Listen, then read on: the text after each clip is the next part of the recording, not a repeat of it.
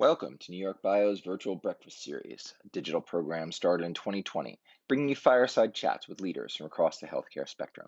This week's episode features David Putrino, the Director of Rehabilitation Innovation at the Icahn School of Medicine at Mount Sinai. All right. Good morning, everybody. I have 9:01. We'll get started with our New York Bio virtual breakfast series. I don't even know what installment this is. I suppose we should keep count and then we could do a roll-up number. We're My we're name, getting close to 50. We're getting I close know, to yeah, we're getting close to the 1 year anniversary. I know, we really are. My name is Jennifer Hawks Bland, and I'm the CEO at New York Bio. We're thrilled you're here. We have focused for the last 2 weeks, and we'll do so again this week on leading up to our patient engagement summit, which is Wednesday. We certainly hope that you will plan to join us if you're not already registered. And Derek will put the registration link in the chat.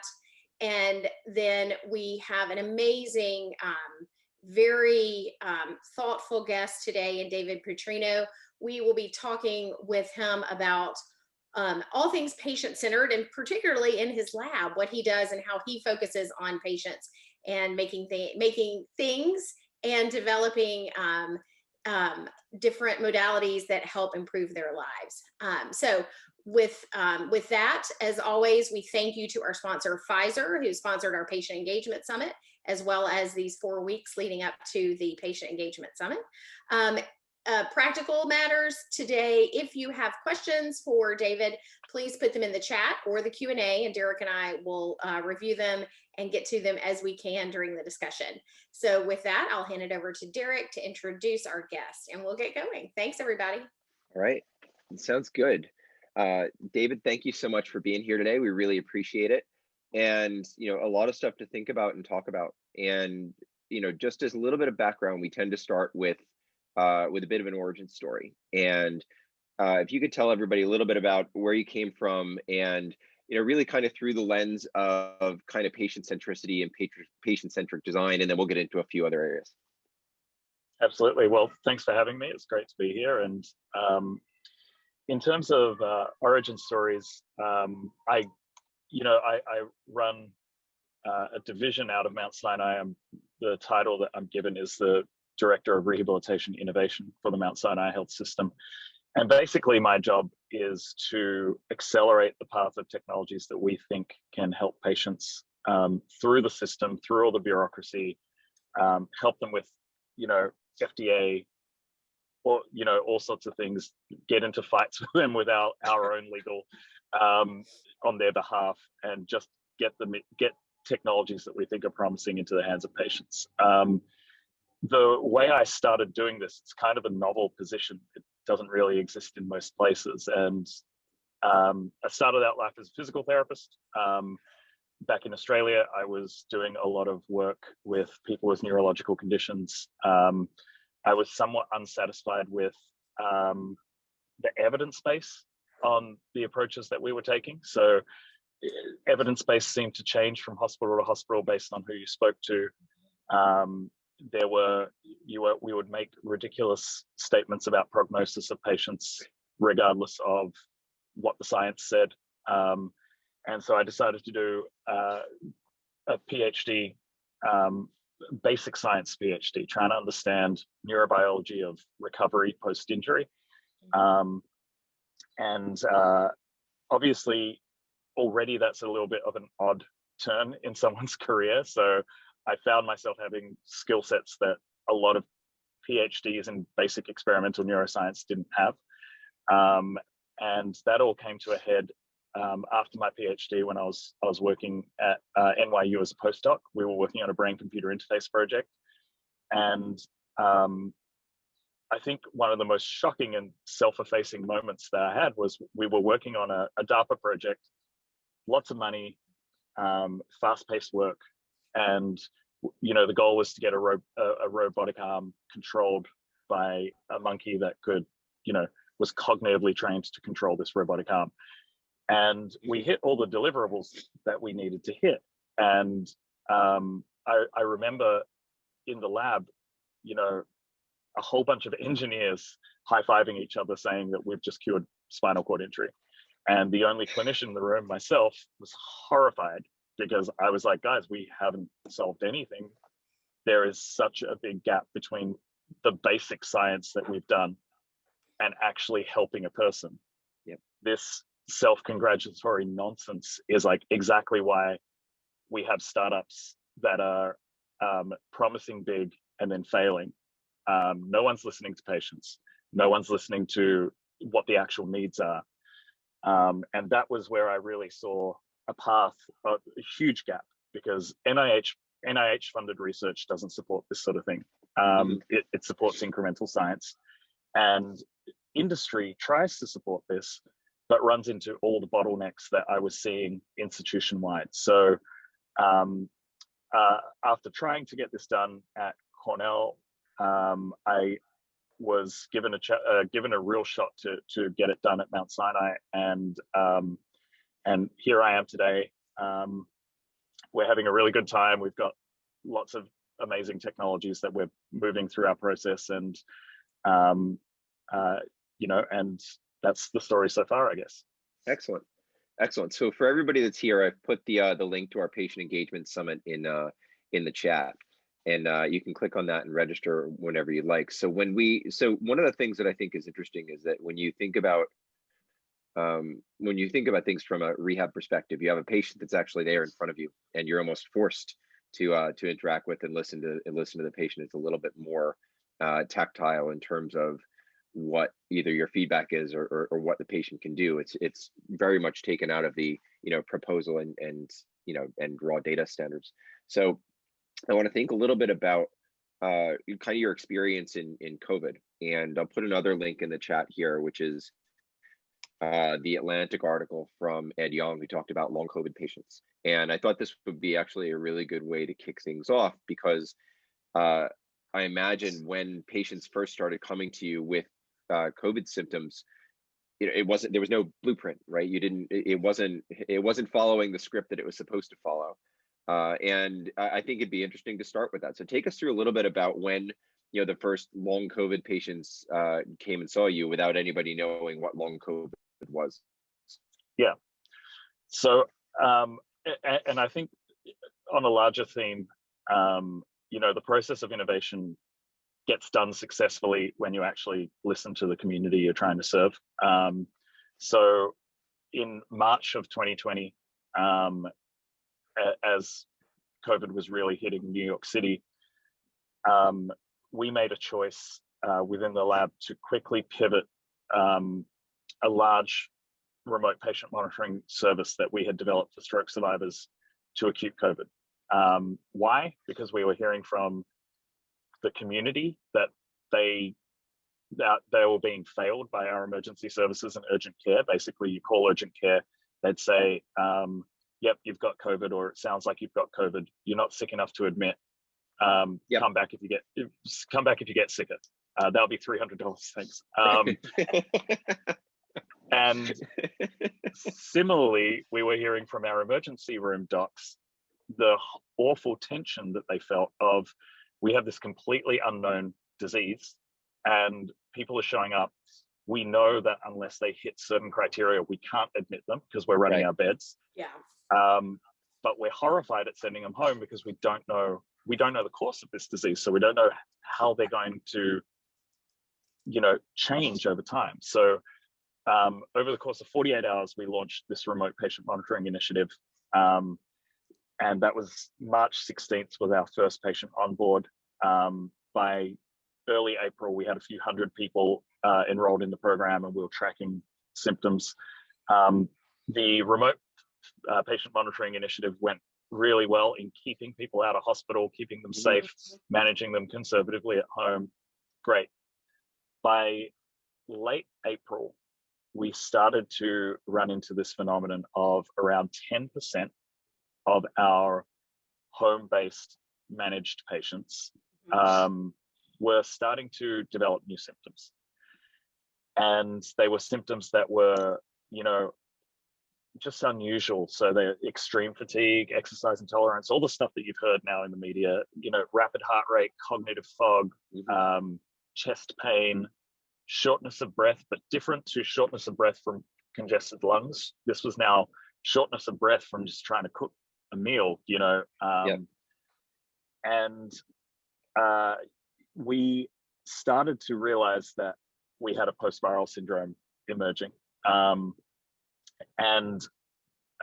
So again, the next thing I'll say in terms of a broad learning is running an innovation department. It makes you perfectly suited to create responses to things like this. The medical system was perfectly suited to ignore something like this. Right. Well, to put a fine point on it, you know, unless you had, if there was no, if you didn't have the telehealth implemented, you wouldn't have known. There's no way this would have been detected, right? There's no way these patients would have been seen. There's no way these patients would have actually come in, because technically they weren't sick. They weren't sick enough to admit. So without the actual window to that data, these patients would not have been found. They weren't sick enough to admit. They were conservatively managed from home, which meant that 80% of them at the time didn't have a PCR result, because this was April of 2020. Yep. By the time they got antibody testing, they didn't have antibodies anymore, because we now know that antibodies fade. But at the time, that was being denied. So that it was like, oh no, you'll definitely have antibodies now. Right. What I find, I feel I need to say this as many times as possible. What I find endlessly hypocritical is, now that the vaccine is being rolled out and people are concerned that when they get antibody tested after the vaccine, they don't have antibodies, the CDC's line is, don't worry about not having antibodies, they fade real quick. Whereas initially, when we had antibody negative patients showing up with long COVID symptoms, they were being told you can't possibly, and you won't be accepted into our post-COVID care center, because we gate care by whether you have a PCR test or an antibody test. Right. And if you don't have antibodies, you didn't have it. You don't fit the criteria. Exactly, which is very counter science and very incorrect. But the bigger issue was physicians and clinicians in general aren't trained to deal with an unknown condition. That was the biggest bottleneck that we were seeing, was a paralysis of, what do we do? Like, this isn't in the book. I literally straight-faced had a clinician say to me, there's no documented evidence of a post-viral syndrome in COVID-19, very authoritatively. And I was like, are you listening to yourself? This is a novel virus. Of course there's no evidence. What a stupid thing to say. We're just now getting to the time where it could be post-viral. Of course we haven't had it yet. There hasn't been enough time to have it.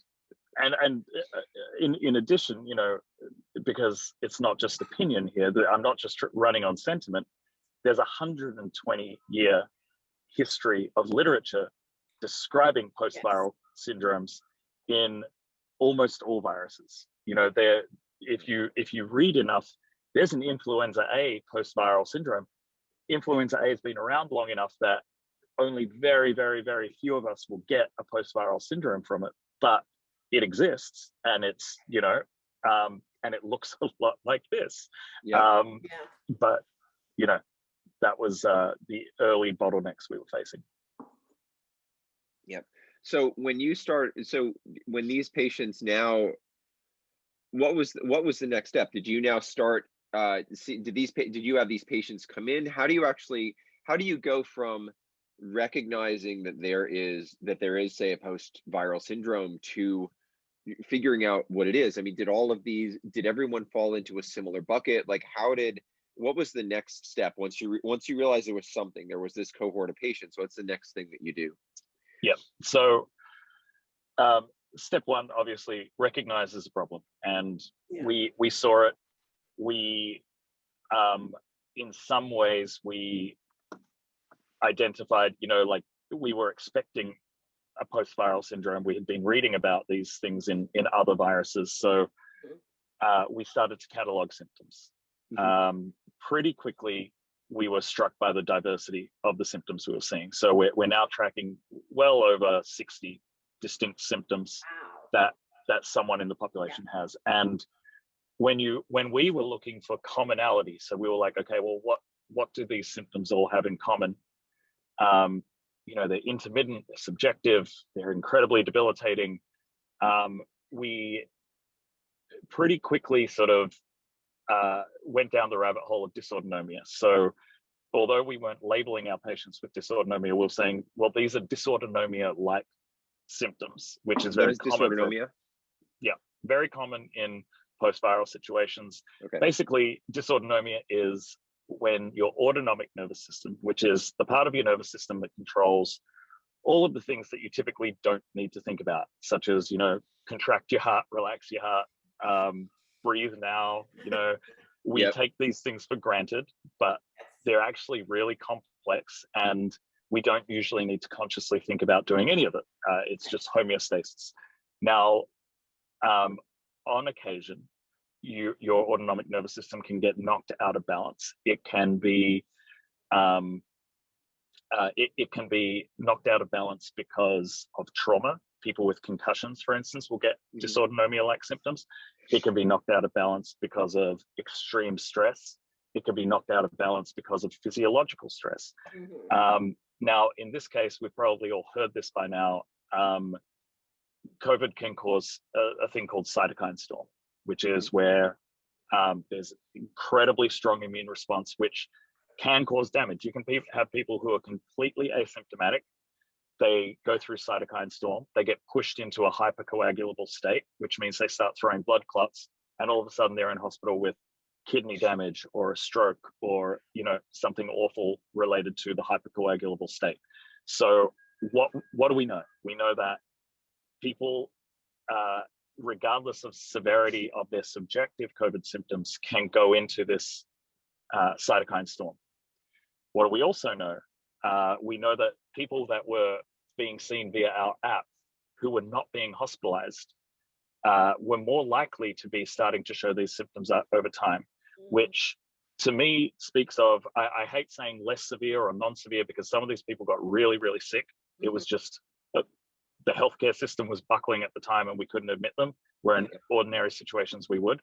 What I more like to think of rather than non-severe or less severe is passively treated. They didn't come into hospital and get steroids for their cytokine storm.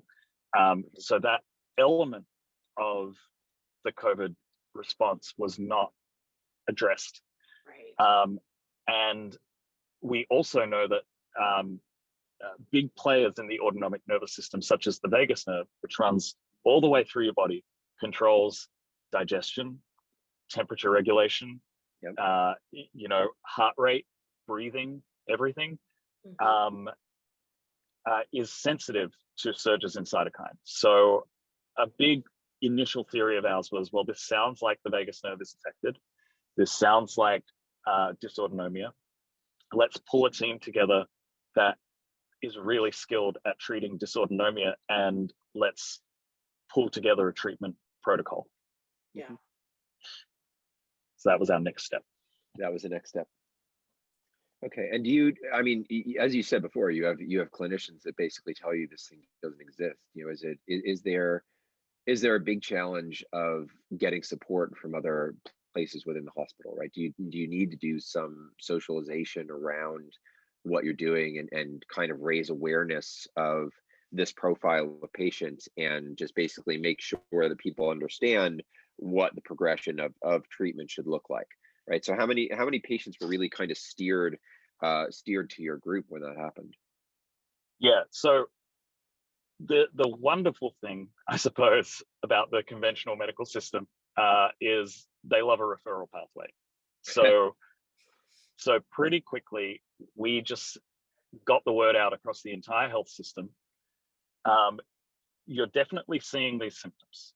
If you start seeing these symptoms, just refer straight to us. Don't even worry about it. Don't worry about anything else. Just send them to us. Don't deny that it's happening. It is happening. Right. And send them to us.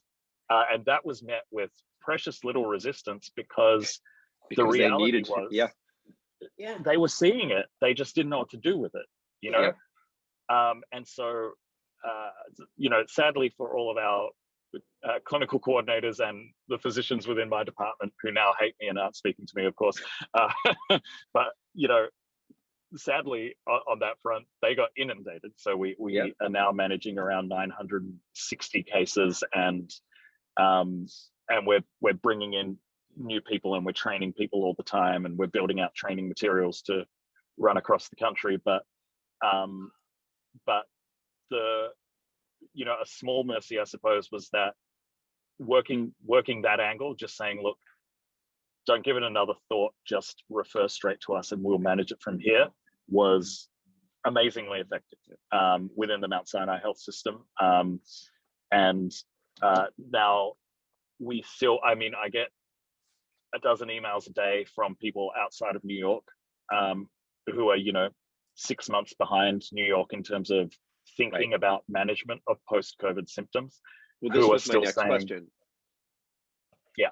Right. So how do you take this and really extend it outside New York? Because we're, as you say, we're very nicely set up to tell other people from the same hospital system, send these people here. I imagine it's a little more difficult to simply call up a different health system and say, oh, by the way, you should not only launch this telemetry app and track all these things, but when this happens, you should say you add the benefit in some senses of starting de novo and working these processes out so that they work for you. And now it's almost like it's incumbent to figure out how other people can do it. So how is the translation and the rollout in other places, and are people receptive to it? Yeah, it's been a mixed bag. For the most part, people are receptive. It helps, of course, that everything that we're doing is completely pro bono, and the treatment approaches that we're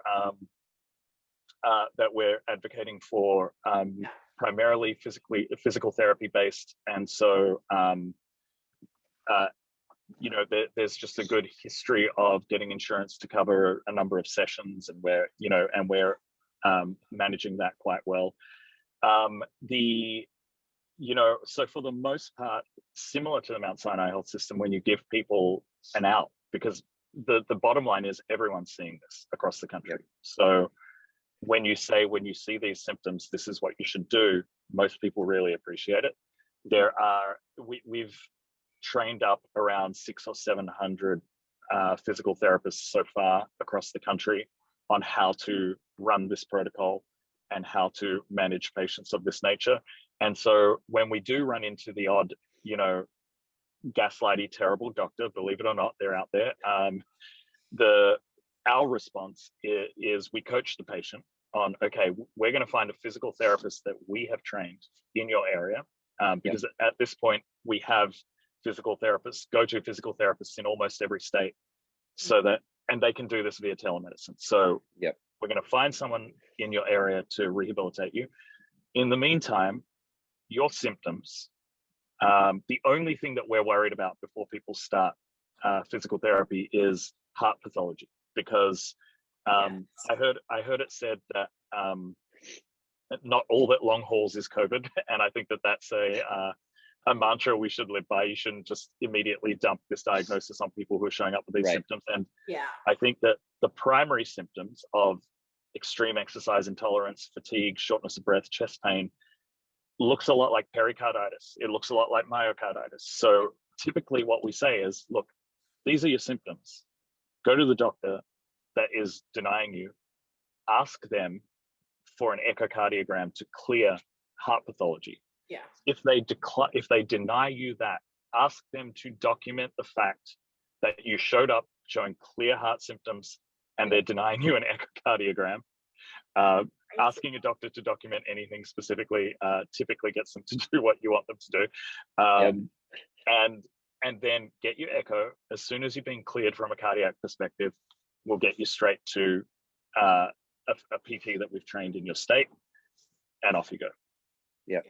And Do we have a question? And just so you know, David, we also had I think it was in June, your colleague Barbara Murphy was on as our guest to talk about how Mount Sinai within the hospital system had to reconfigure almost everything to deal with all of the COVID patients. So our audience did get an insight into how the hospital side dealt with the influx. And it sounds like you've worked very closely with the hospital, particularly at Mount Sinai, obviously, to develop a Yeah, protocol. absolutely. All right. Importantly, we actually just got a question from the audience that says, "How do we get to your patient network? I live in North Carolina and need support." So if we can find either a link to put into the chat, or if there's a way to send this back out to the audience, that would be useful.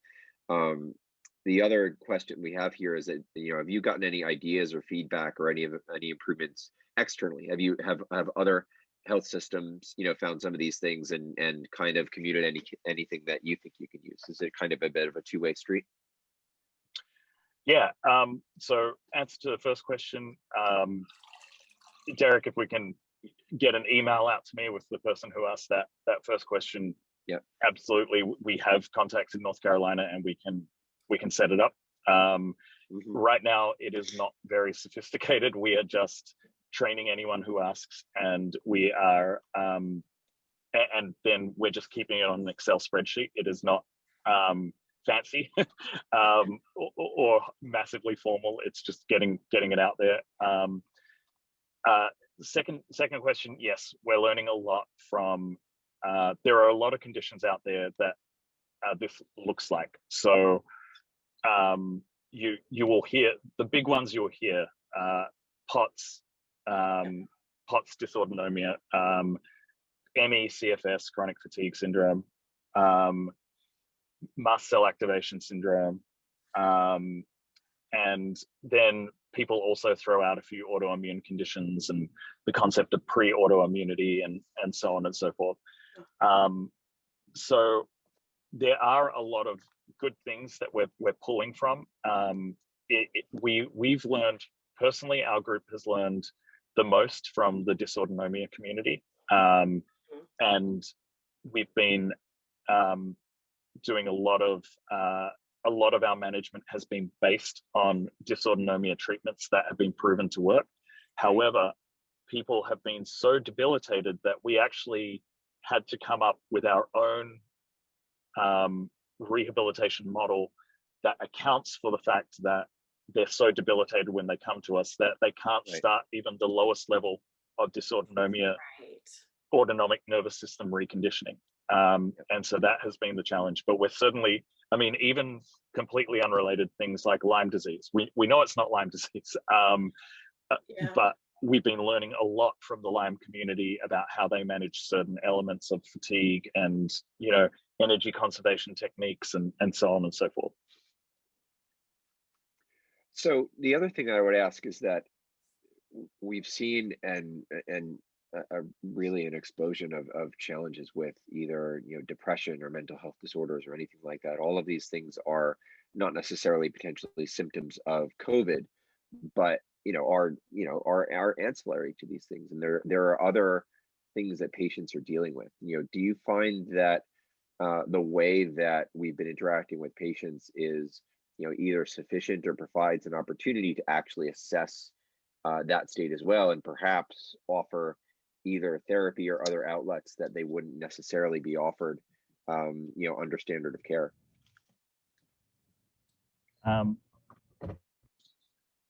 So yeah, absolutely. I think it's worth mentioning that neuropsychology is an integral part of our patient management techniques.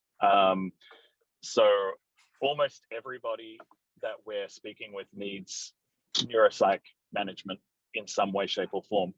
A large part of the gaslighting, the medical gaslighting that people have experienced, is that dysautonomia is invariably affected by emotion. So a really good way to think about this is,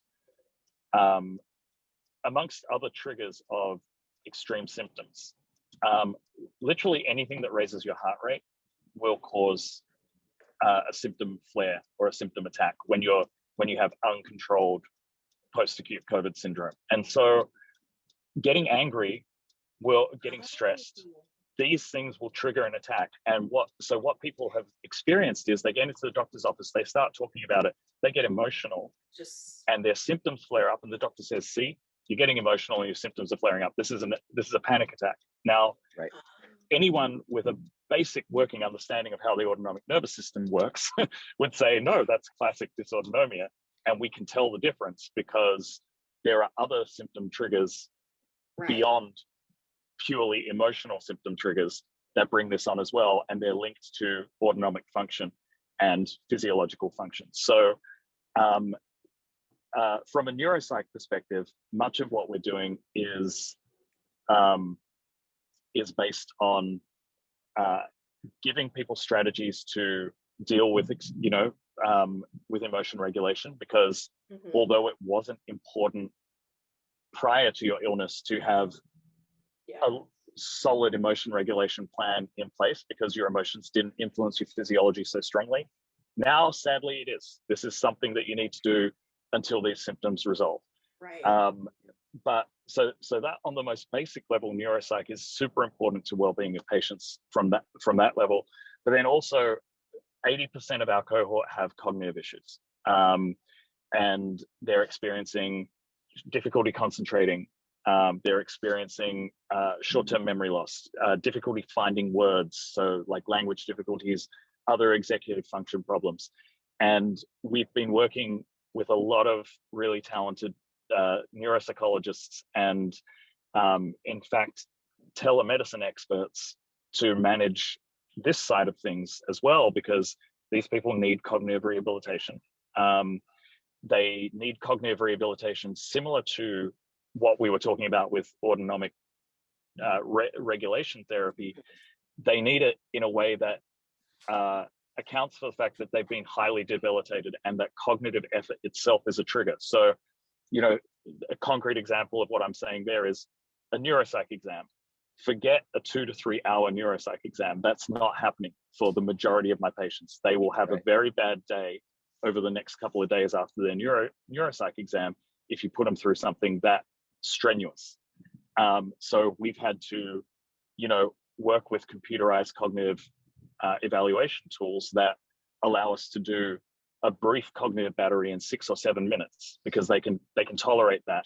And it's not perfect, but it gives us a snapshot of how they're doing. Right.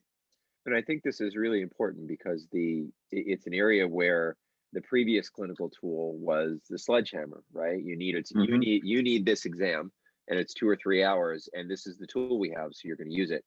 And at one point there was probably very little consideration as to whether, as to what that would do to the patient, right? What does that do to the patient's emotional state? How does the patient deal with something like that?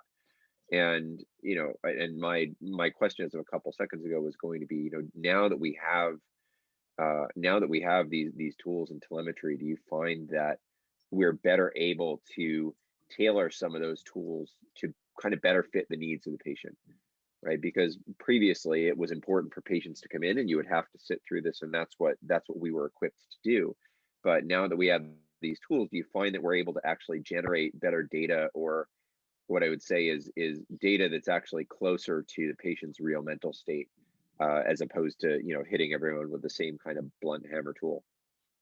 Yeah, I would say it's early to say right at this state if these tools are better, and if they're making a difference, because we're 6 months in. But what I can say is, for the time being, they're meeting our needs.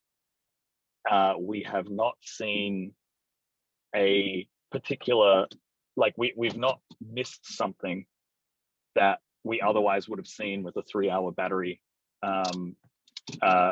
exam. And it's allowing us to guide treatment. Again, is it perfect? No, but it's allowing us to guide treatment in a meaningful way, in the way that the clinicians, in a way that the patients need. And again, it all comes back to patient-centered design. If this had happened 15 years ago, which it very well could have, there would have been no options. There would have been no options for patients who can't sit through a neuropsych battery in a conventional clinical sense. But now there are some options, and the options have their pros and their cons over the conventional methods. And they're allowing us to do our job. Yep. Are you starting to see any patients with resolution of symptoms? improving symptoms? Is there, I mean, is there any guidance? Are you seeing any sort of signals for timelines here? Yeah, I think it's a great question. And we're actually, from my mouth to God's ears, we are hopefully submitting a paper to Nature Medicine today, is the plan, for review, which means we'll also pre-publish today, showing that showing that basically we see about 30% improvement in symptoms after being on our rehabilitation program for around 150 days. So let that sink in. 150 days is incredibly incredibly long period of time, and 30% improvement is not a whole lot, but it is significant and meaningful in terms of disability and health-related quality of life, as we've seen on some of the scales and as we will publish. And compared to a control group that did not receive therapy, we've seen either no change or worsening of symptoms in the no therapy group. So we really can confirm that this group is significantly improving. And then on a more anecdotal point of view, what I can tell you is that we are seeing almost complete resolution of symptoms in people who have been in the program, 8 to 12 months. So the scary, the good news is people are responding to the therapy protocol that we've created. Right. This is not a victory lap, because my God, that level of resolution of symptoms over like 4 to 5 months is not a win. But also I will say it's Mark 1. It's version 1 of the treatment protocol, and we hope to be able to enhance it with other things as we learn more about the condition. But it is encouraging to me that people are responding, and they're responding in the way we thought. We had a hypothesis based on the pathophysiology that we were seeing, and we're seeing all of the things physiologically that we expect to see if the treatment is working, and that is encouraging. Yep. So one of the things that we've asked of everyone that we've had in where we've talked about some level of kind of systematic COVID response is, how many of these innovations stick, right? And so I would put it to you slightly differently, because I would imagine that with the results that you're seeing, one of the things to think about next is, really what else can we do with this, right? I mean, you have, a system that for this has, worked in terms of generating data. It's worked in terms of allowing patients to respond. It's worked in terms of allowing patients to get treatment.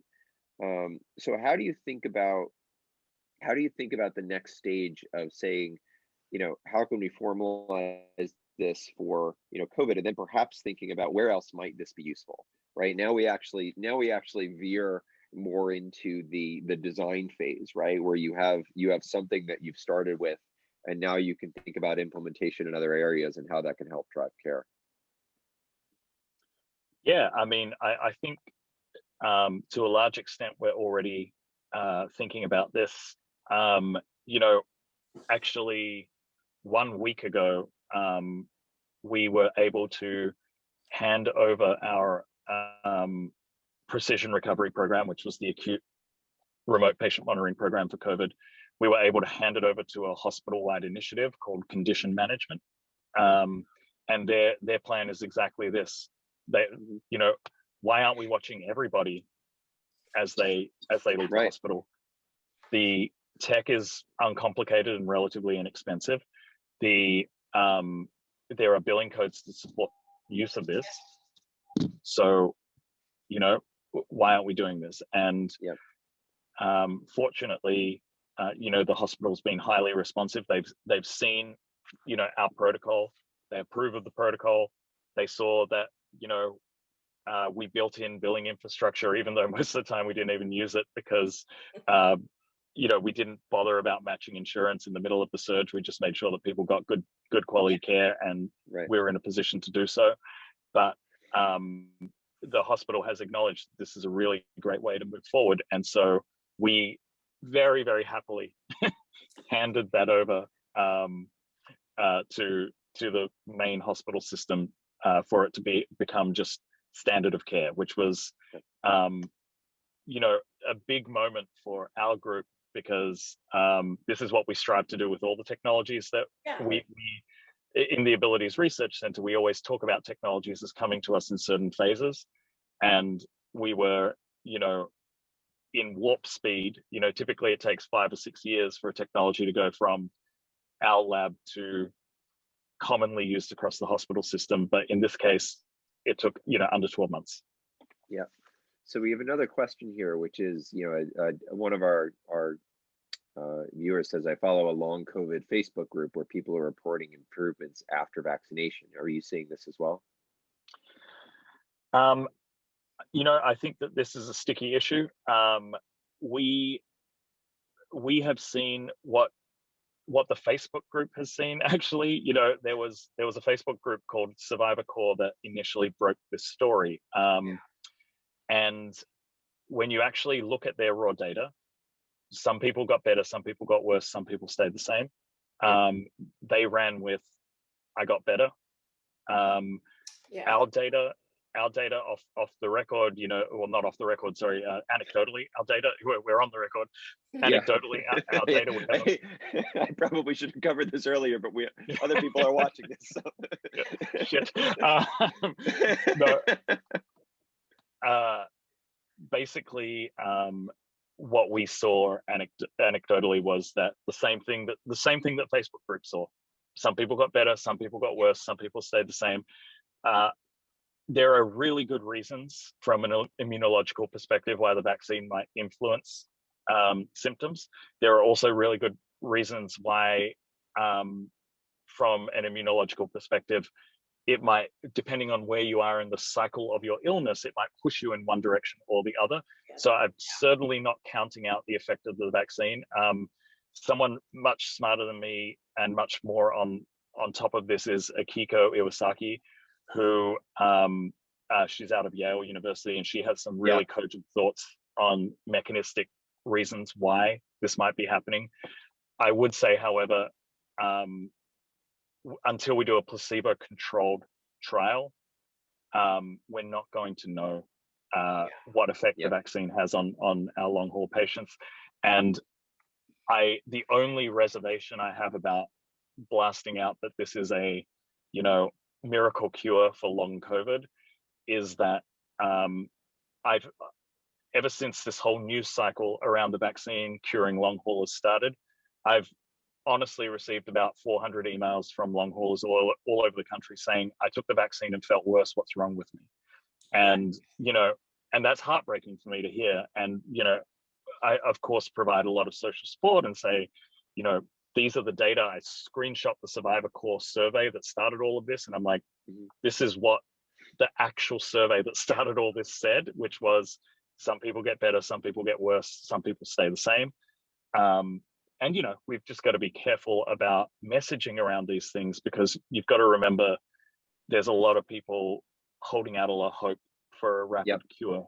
And it's one of the challenges, because you want it to be true, right? And everyone wants it to be true. Oh my God! When you say something like that, it sounds reasonable, so people think it might be true, right? And you end up talking yourself through it and say, oh, I can see how that would be true, and therefore you convince yourself that it could be true. And then, you know, positive reporting being what it is, you get reinforcement of the fact that it might be true. So I think, you know, we all have the challenge of it.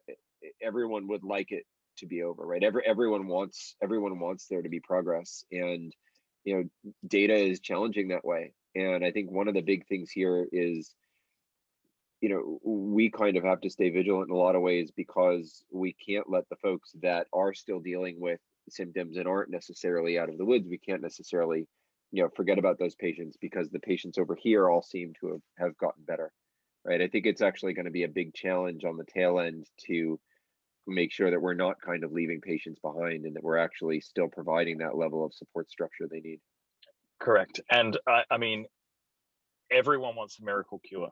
And the miracle cures that I've heard about for long COVID so far, IgG infusion, monoclonal antibodies, vaccine, vagus nerve stimulators, you name it, people have come to me, CBD, psilocybin, like you name it, people are coming to me with every solution you can imagine. And we are open-minded, and we're going down the rabbit holes that make the most sense from a mechanism of action point of view. But we cannot undermine the fact that so far, the only thing that has been effective is intensive rehabilitation. And that takes time, that takes expense, that takes time off work. We have been personally engaging CDC, NIH, World Health Organization, Social Security Administration to talk about long-term disability implications of this issue, and how we need to make sure that people who are experiencing these highly debilitating symptoms can actually assign the relevant amount of time to getting better. Because what we tell people who enter into our rehab program is, rehab is now your full-time job.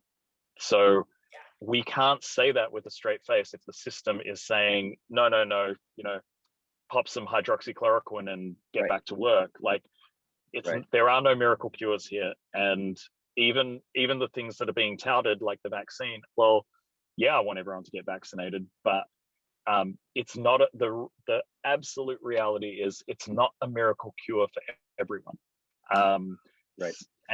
And we shouldn't undermine the things that are actually working by saying all you need to do is get a shot in your arm and you'll be better. That's just not the fact. And David, are you finding that the regulators are being responsive when you raise these concerns about the long term, and particularly like when I think of Social Security, right? Like having a pathway to declaring this as a disability trigger? Yeah, what I can say about the Social Security Administration is I've been beyond impressed, actually, with their willingness to help, with their compassion, with the on a local level and on a macro level. Their openness to having conversations. They're having regional managers for New York State and New York City reach out to me and say, let me educate your staff on how to get these people into programs for long-term disability. They've been compassionate. They've been very motivated to help, and they've been working really hard to make sure that no one gets left behind. We still have a lot of work to do. This is, again, none of this is patting anyone on the back. We've got a lot of work to do, up to and including making sure that diagnostic criteria are fully inclusive. I also think, we need to make sure that diversity is respected. What we see a lot of is people reporting on data sets of 1,200, 1,500 long haulers. People have certainly taken my data and reported on this as well, and saying, okay, so white, 42, primarily female, that's what a long hauler looks like. Now, I can categorically tell you that is not what a long hauler looks like. We are working with a group out of Brazil who work in areas in Sao Paulo where every single one of their patients is Black. And so I think that we need to acknowledge the fact that there are historically excluded groups in the United States who are being, if you think your well-off white woman is being gaslit when she wanders into a doctor's office and presents with these symptoms, imagine what's going on with other groups that, who are used to being told that you're faking when they walk in with excruciating low back pain, and now they're walking in with fatigue. They don't even bother. Right. Yeah.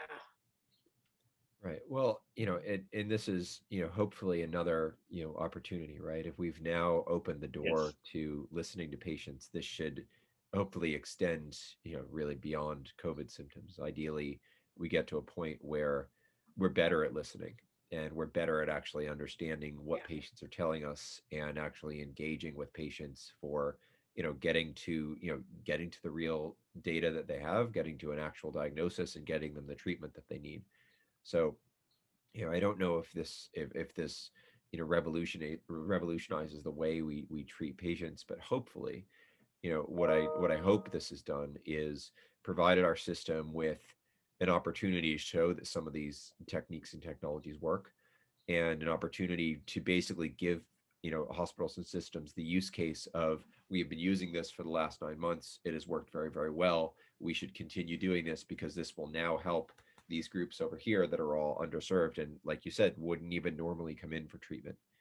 There are significant disparities in how people access care, or whether people access care, and hopefully this opens more doors for people to get the care that they need. Absolutely. I couldn't agree more that is probably, the biggest silver lining in all of this, is that physicians are going to hopefully become a little bit more patient-centric and symptom-centric in care management, as opposed to just focusing on pipelines of care and formula medicine, and also that hopefully will start to break down a lot of disparities in health along the way. So that is something we can be hopefully cautiously optimistic about. Yeah, and we have a panel actually on Wednesday. We have two panels that I think touch the topics we were just talking about: diversity, right, in clinical trials, and how we encourage more diversity within the clinical trial setting, but also teaching patients how to advocate and share their story. And because I think that's an important component, is preparing patients to speak up, to speak out, and to be able to share their story, because it is impactful. Yeah. So Absolutely. we've got about 8 minutes left, and there were, there are several avenues that we could have taken here, but I think that the thing that I'd like to kind of bring us home with is to talk a little bit about, that initial set of meetings, or how to literally have those first conversations with patients. What do you do when a new patient basically walks into the lab, even if it's something like, you do a lot of work with patients with spinal cord injuries.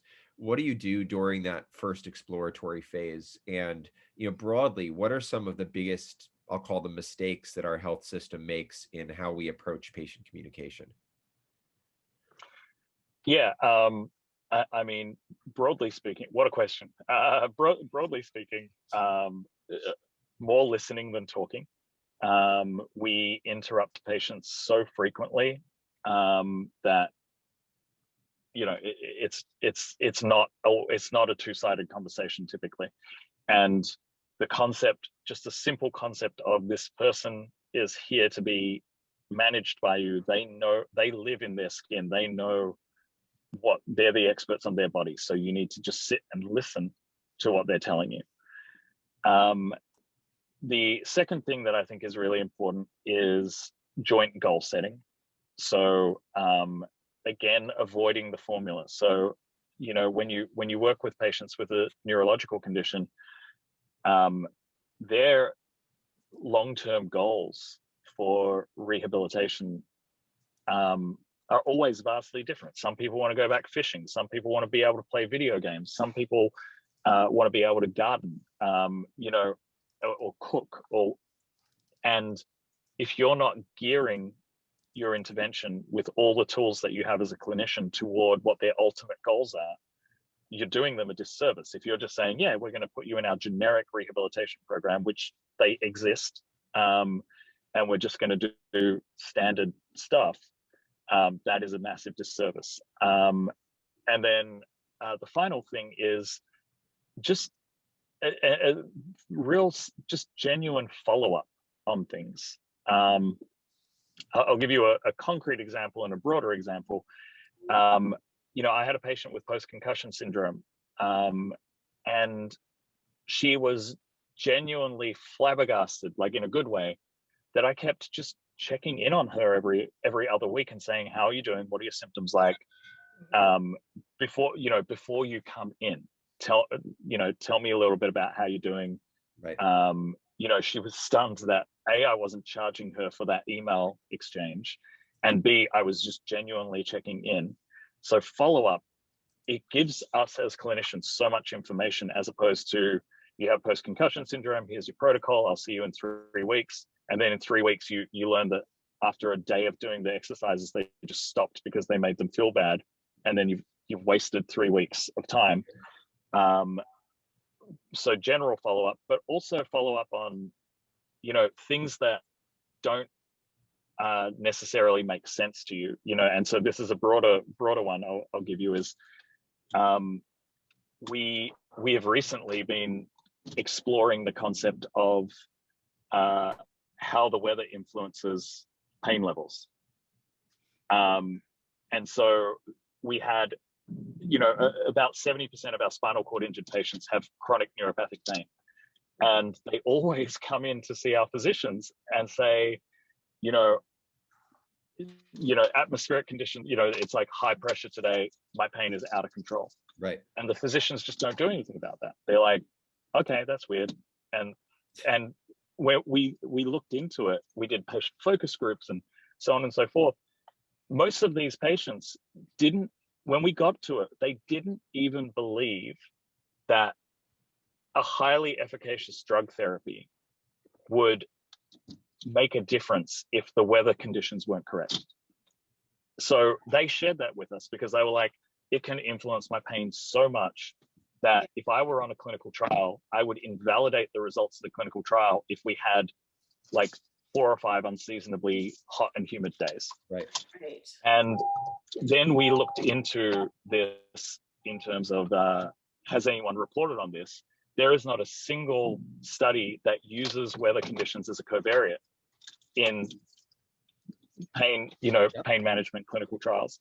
And so this is just incredible white space. And it's stuff that, again, we could follow up on conceptually and really make a big difference. But it's just not conventional to care about that. As a clinician, you hear it and you're like, yeah, it's probably true. Especially clinicians with joint pain themselves, they're like, yeah, oh, I get the same thing. It's like, okay, what are you going to do about that? Like, Don't just tell the patient that maybe put a plan together, maybe explain to them that tracking the weather will help them prepare their week in terms of a pain management plan. Right. These are all things that can be done, but they're just not even addressed on the most basic level. And that's quite problematic. I'll have to ask my audience member, just say, hey, the weather affects my RA. I was going to say, I'll have to ask my dad. He severed C5-6 10 years ago. And so he also has a lot of neuropathic pain as the injury continues to impact him. And so I'll have to ask him about the weather. He was a farmer in an earlier life, so he always paid attention to the weather. And I don't know if that's changed.